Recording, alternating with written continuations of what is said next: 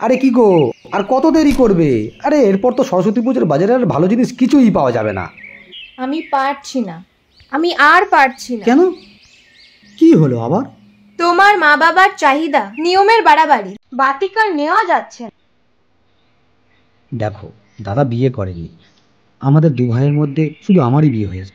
বাড়ির একমাত্র বউ তুমি, তোমাকেই তো সবটা করতে হবে, তাই না? তোমাদের ঘটিদের সব নিয়ম শুধু তোমাদের বাড়িতেই দেখতে পাই। আমার স্কুলের দিনগুলোতে আমি উপোস থাকতে পারবো না। এ তো পরিবারের ভালোর জন্য মায়া। পারবো না, আমার দ্বারা তোমার পরিবারের কোনো ভালো হবে না। আমাকে একটু আলাদা নিয়ে চলো না, আমি আলাদা থাকতে চাই। আলাদা ফ্ল্যাটে নিয়ে চলো আমাকে। আমার এত বড় বাড়ি, পরিবার থাকতে আমি কেন শুধু শুধু ফ্ল্যাটে যাব? কেন আমি শুধু শুধু ফ্ল্যাট কিনবো? তুমি কিনো না, আমি কিনবো। আমার বাবাকে বলে ডাউন পেমেন্টটা করে দেব, আর মাসে মাসে আমার স্যালারি থেকে ইএমআই এর অ্যামাউন্টটা দিয়ে দেব। ব্যাস, খুশি তো?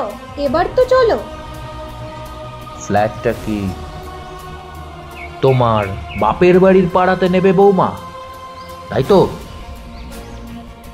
হ্যাঁ একদম, কারণ ওখান থেকেই আমার স্কুলটা কাছে হবে। দেখো, তোমাদের চিৎকার শুনে ছুটে এলাম ঘরে। স্বামী স্ত্রীর অশান্তির মধ্যে ঢোকার বিন্দু মাত্র ইচ্ছে আমার নেই, কিন্তু তবুও এলাম, কারণ এই পরিবারটার অস্তিত্ব রক্ষার দায় রয়েছে আমার। এই পরিবারটা আমাদের, ভাইটা আমার, আর আমার মনে হয় বৌমা তুমিও এই পরিবারে। আমি কি এই পরিবারের কৃতদাস? দাদার মুখে মুখে তর্ক করছো তুমি? ও তর্ক করেনি, ও আমাকে একটা প্রশ্ন করেছে।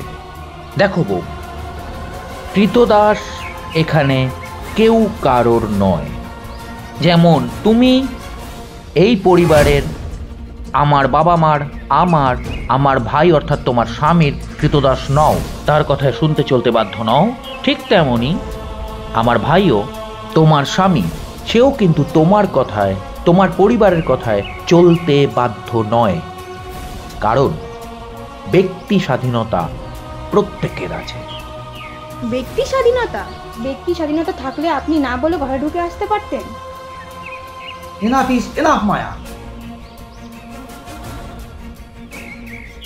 একান্নবর্তী পরিবারের অর্থ বোঝো মায়া। এক অন্নবর্তী পরিবার অর্থাৎ একটা থালার খাবার, একটা ছাদের নিচে একটা পরিবার। তার আবেগ আলাদা, তার ভালোবাসা আলাদা, তার জড়িয়ে ধরে রাখাটা আলাদা। তোমার কাছে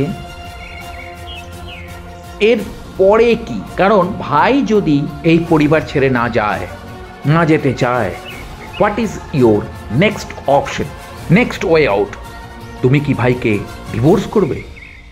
না, সেটা তো আমি বলিনি দাদা, আমি তো সেটা একবারও বলিনি।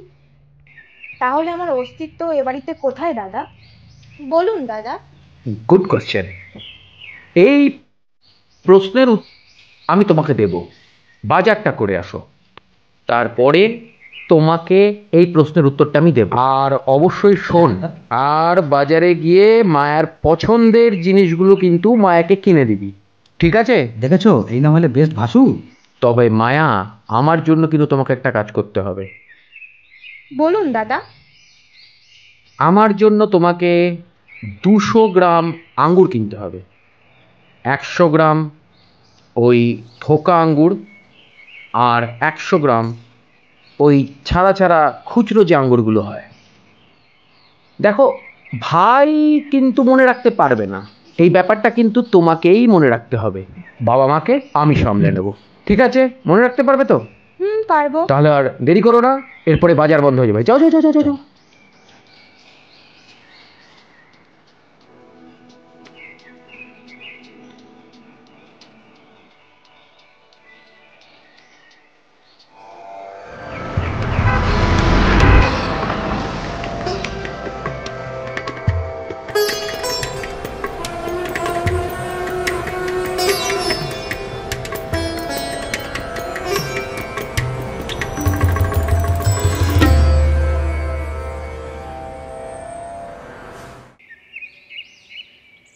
দাদা, আপনার দু রকমের আঙুর।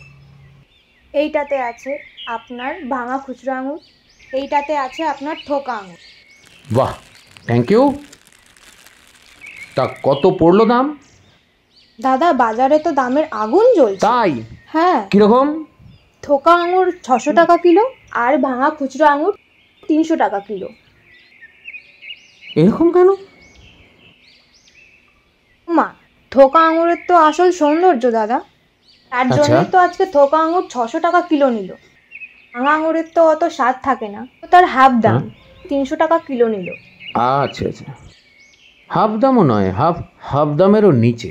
তার মানে থোকা আঙ্গুর মানে যেহেতু একসাথে থাকে থোকা, তাই তার দাম বেশি, 600 টাকা কিলো। বাহ। আর খুচরো আঙ্গুর, খোলা আঙ্গুর, তার দাম 300 টাকা কিলো, মানে হাফেরও কম। এটাই তো দাঁড়ালো। তা তুমি তোমার উত্তর পেলে? কি উত্তর দাদা?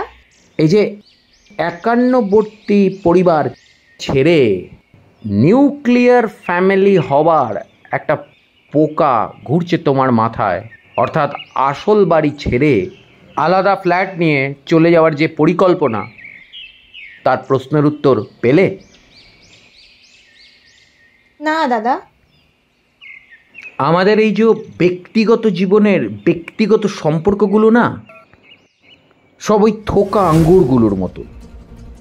এক একটা থোকা আঙ্গুরগুলো মানে এক একটা পরিবার, ওই 51বর্তী পরিবার, যাদের মূল্য অপরিসীম। মা, বাবা, ভাই, বোন, দাদা, দিদি, কাকু, কাকিমা, জেঠু, জেঠিমা, বৌদি, ননদ, জামাই, দেওর, ভাসুর, শালি, শ্বশুর, শাশুড়ি, যেখানে যেমন পরিবার আছে সেটাই 51বর্তী পরিবার। সবাইকে বেঁধে রাখতে হয়। এরা খুবই মূল্যবান। পরিবারের মধ্যে অনেক অশান্তি, অনেক সমস্যা তৈরি হয়, কিন্তু সেই অশান্তির এবং সমস্যার ভুল বোঝাবুঝির ঘনঘটা কাটিয়ে সেই পরিবারকে এক জায়গায় নিয়ে আসতে হয়, ঠিক ওই থোকা আঙ্গুরগুলোর মতন। আর যদি সেটা না আনতে পারো, তাহলে সেই আঙ্গুরগুলো বিচ্ছিন্ন হয়ে যায়। বিচ্ছিন্ন হয়ে গিয়ে সেই আঙ্গুরগুলোর আর কোনো মূল্য থাকে না। ঠিক একজন ব্যক্তি মানুষের জীবনেও তাই। যখন সে একটা 51বর্তী পরিবার ছেড়ে আলাদা একা চলতে শুরু করে, নিউক্লিয়ার ফ্যামিলিতে চলে যায়, তখন আর তার কোনো মূল্য থাকে না।